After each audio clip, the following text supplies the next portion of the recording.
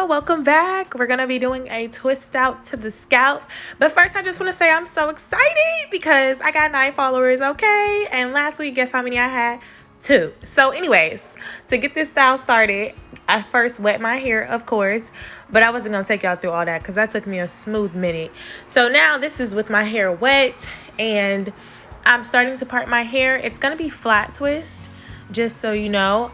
So I put some cream on it and I make sure that when I begin to twist it, I make a part with my index finger right there, and then I just continue to make parts inside of my scalp with my index finger because one, it makes it easier, it looks smoother, and also I think it defines the twist a little bit more, especially when it's flat on your scalp.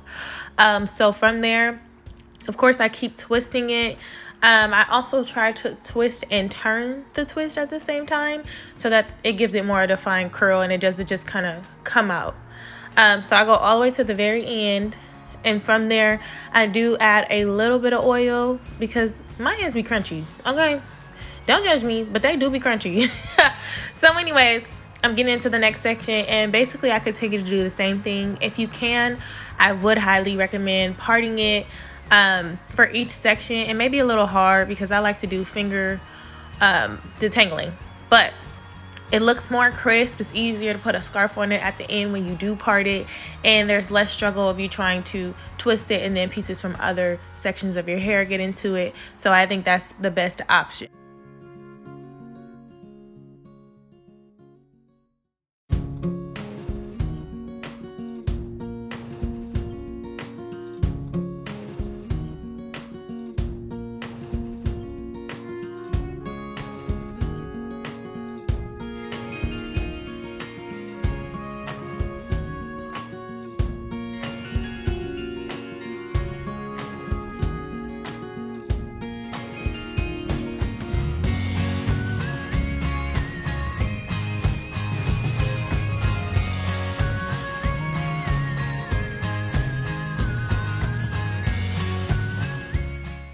Okay, so at this point I transition to the other side because I do think it's best to do like the first 3 big pieces on each side of your hair, because the front of your hair is usually a thinner, less defined curl than the back of your hair. So if you want to spend less time struggling with the parts in the back, I say get the front out of the way and then transition to the back. But with this side, I was definitely struggling, y'all. Y'all see how slow I'm going? This video is sped up and I'm still going slow because I don't know what it was. It was just stressing me out, but I was doing my best. I know y'all see that part. My part's getting a little bit better, okay? Because to be honest, I am not a professional. This natural hair journey, it feels like it's new to me every time I take a wig off my head and try to do it again. So this is me and my current struggle, but I got it done. And that's all that matters. So I did want to get a little closer on this section just because it is the back, and you may feel like, oh, I can't get all the way up to the top because it is the back. That's perfectly fine. It should still be defined in the back as long as you're twisting it properly and letting it dry. So yeah. Okay, so we are finally done laying our twists, and I wanted to give y'all a full circle just to show y'all they are not going to be perfectly parted, but I did a good job, okay? Look at that. I'm so proud of myself, period. So at this point, I had already added majority of them, but I did want to show y'all. But since y'all know I'm a new YouTuber, so you know the editing is not going to be the greatest. But basically what I did was twist my hair around the ends and roll it up and then close it. So I did that with every single one of the ends of my curls, just because, one, if they're straight and you don't have like the curl texture of your own hair, it doesn't stay after you add twist. It'll have some type of curly texture at the end, so it's not just like a puff ball. So yeah, that's pretty much all I did, and now I'm going to put some protection on it. My headscarf, yes ma'am.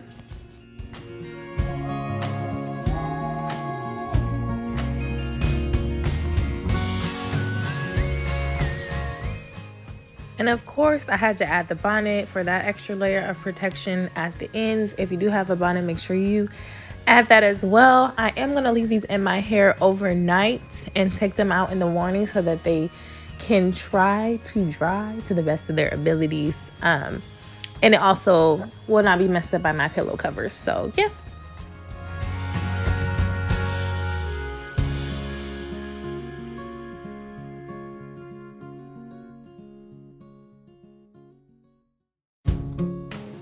Good morning. Y'all see my little fake yawn?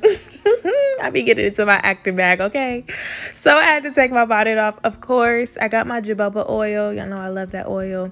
And I just make sure I add it to the ends of my fingertips for when I'm unraveling. It helps with static so that it's a little more straight than what it would be if you just kind of pulled your hair apart. So I'd highly recommend using some oil when you're separating your curls and you're taking off the curlers at the end.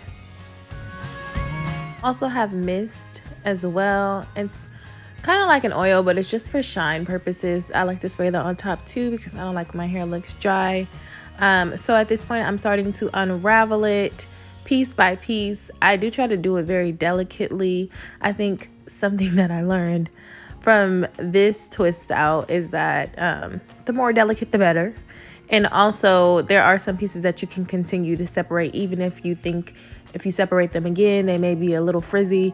Still keep going because if they're defined nicely, it'll still look nice.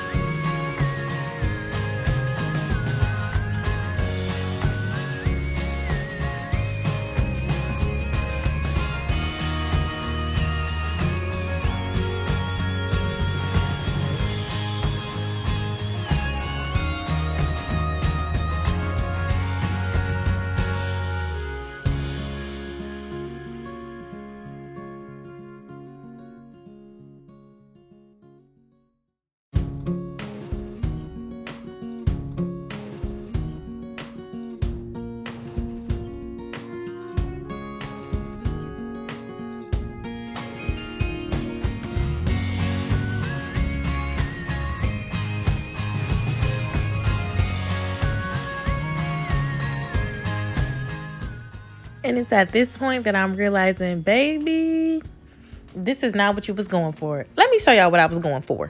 You see them defined curls, okay? And that is not what I got. No, ma'am. No, ma'am. Well, it's been a while, but we're gonna make it work, okay? All right, so I parted it low-key, flipped some of the good curls to the front because we're gonna make this work, okay? And now I'm gonna put some bobby pins in it and do it like this. Because at this point, it gotta work, okay? I gotta go to work. So yeah. This actually came out nice. All I did was separate a little bit more curls in the front and boom, baby, we make a way out of no way around here, okay? Even if the back is whack, it don't matter. But thanks, pals. I'll see y'all next time.